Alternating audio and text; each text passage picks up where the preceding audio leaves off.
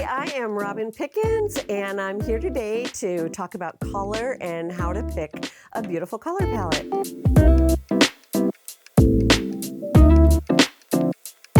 So one of the things I thought would be easiest for showing you about color is this new pattern that I have, which is the color block tote. And on this one, I had to do multiple palettes because I thought it was so fun to be playing with color.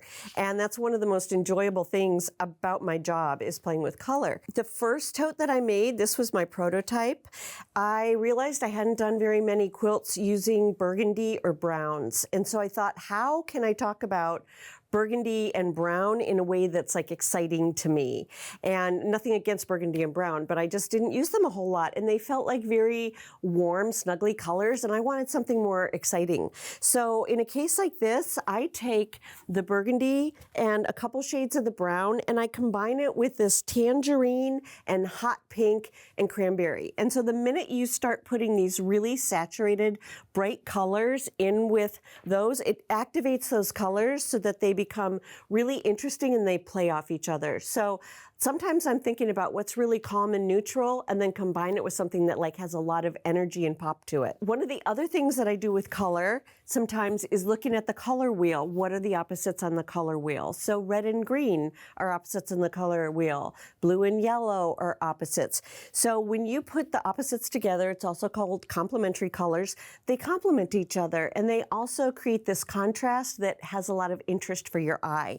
So in a case like this, I have these analogous colors like the pink and the orange are next to red on the color wheel, but then green is the opposite side. So you're putting together something that is a lot of pop and a lot of accent next to the colors that are analogous. And so you're getting that interest and the contrast. And I think that this has a really nice play to it. And then whoosh, on the inside you get this nice pop of color. This is green curry on the straps, and I like how it sort of plays as a warm color.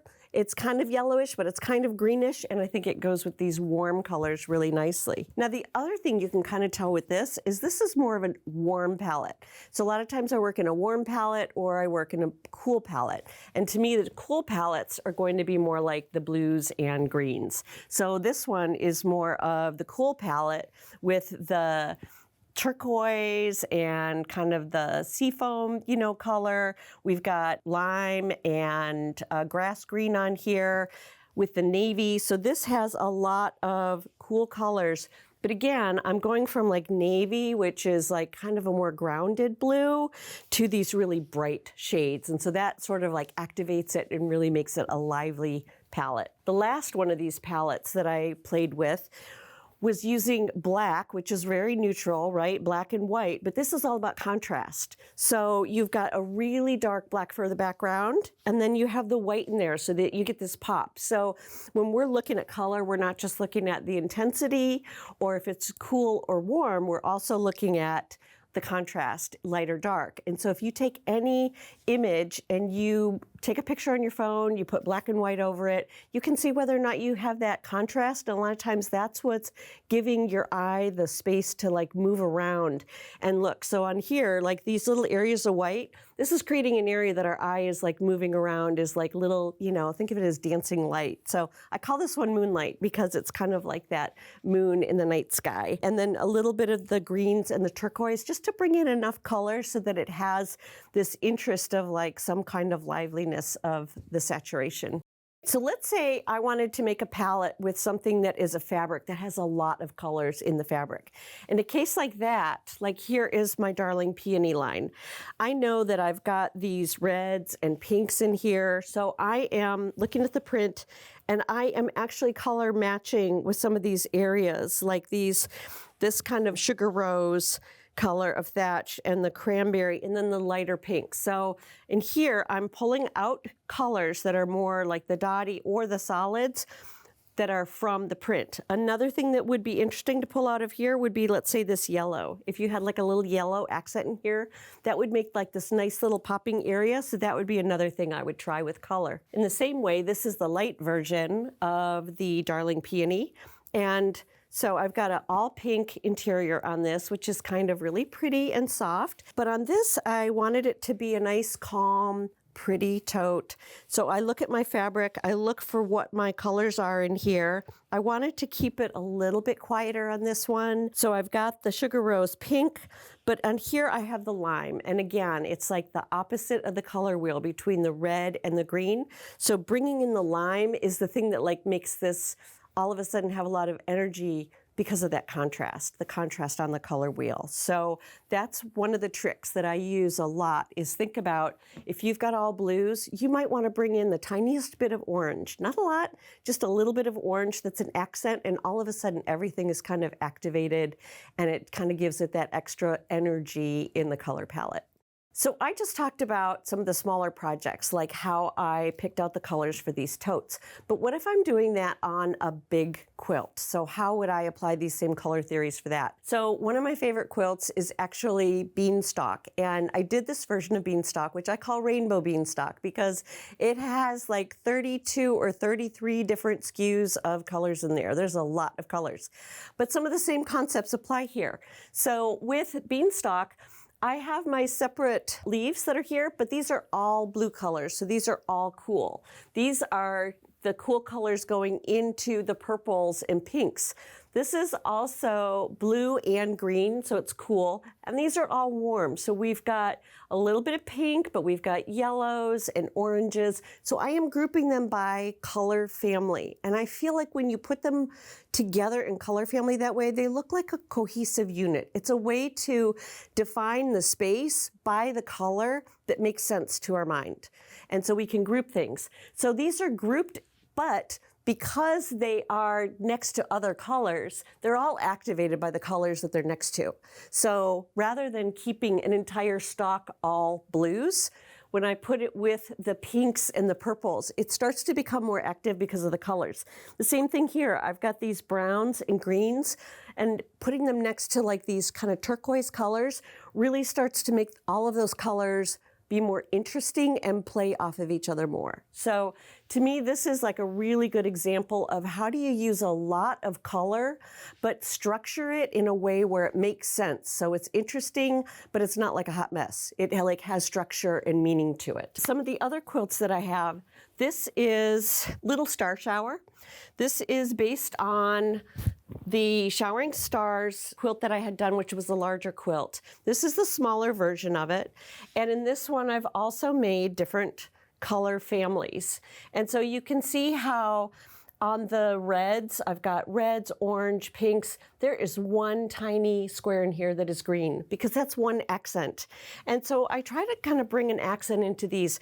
Here I've got all these warmer purples and pinks, but look, here's one orange that's an accent and here's two blues. So these are going to be accents from each other, and they just start to bring that little bit of interest into the group. The same thing here, we've got the greens, we have the tans, and this one is more about the contrast, that having this brighter chartreuse color starts to give a lot more life and energy to it. The same thing here, we've got the family of all the colors, and you really see these as strong units when it's like one color story within each star. Every time you work with color, the color that you're using for the background is going to do a lot to influence the color. So in a case like this, when I have a dark background, this shadow background, it's really bringing all the colors up more brightly, and all the whites also really pop against it. This same quilt done on a cream background, I will use like dark blue in the star points, and it's a very different feel because of the background. So a lot of times the darker backgrounds really sort of make all those colors look more vibrant. This is another good example of like, this is the washed linen background, which to me is a really good neutral. It's sort of this like quiet in between background. It's not the contrast of white and it's not the contrast of black, but this soft washed linen lets all of these colors really like exist in this sort of comforting environment. You know, it supports them, but it doesn't overshadow any of them. One of the earlier quilts that I did where I was really playing with color is Definite Plus. And on this one, I had a neutral background. On the big quilt, it was the cream with gray dividing lines. For this one, it's got white lines that are showing up, but I wanted to make all these plus symbols. These are like a quarter log cabin in reverse. So I wanted to group these all as like, these are my warm colors, these are my greens, these are my blues, you know, together in the purples. And again, you've got all these lines, you have all these colors coming together, but because they're grouped by warm and cool in the color family, they work cohesively as a unit. So I think the colors are a really good thing to think about. Anytime you have a lot of chaos in a quilt, when you can group your colors together, you're bringing more structure and order to that area of the quilt. I think another good example of this, and my daughter, this is Audrey, and she's gonna help me hold this up.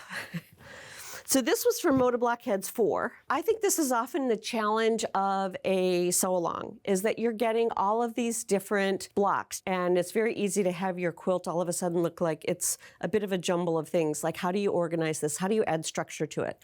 I think one of the easiest ways to add structure to a quilt, especially a sampler, is to figure out what you're doing with color. So in this instance, what I did is my center square is all about the yellows. Then I have a smaller band going around, which is about the orange squares, and all of my 4 corners are also with the greens. Then the outer part of the quilt, we've got the darker border, which is the cranberry, it's got the fuchsia, so that with this one, we're getting those like bright colors, we're getting a little bit of accent. We're also getting the contrast of the green against the red family, and we're getting this strong border going around. So now you have a lot of structure in something that's a sampler quilt. And so I think color really helps you to make that kind of structure and make sense of the quilt. Thank you for being here with me. I hope my little talk about color has been helpful to you in terms of how I think about it, how I plan with it, and how I use it. If you want to get started with color, the totes are a really easy way to get started. We will post in the link below where you can get the pattern. That pattern also has those 4 color palettes specified inside with exactly what those SKUs are, and I'll be doing more color studies showing off different color palettes in those totes. The other thing that you can do to see other color studies and color ideas is join the Facebook group for Moda Blockheads, and every week I try to post a color study on there. I do a blog post, and then also on my website, robinpickens.com, there's a section called Color Studies, and you can look at all the past color studies that I've done and see how much color and light and dark will influence the quilt blocks that you're making, and it's kind of a helpful reference point. So thanks for being here with me today.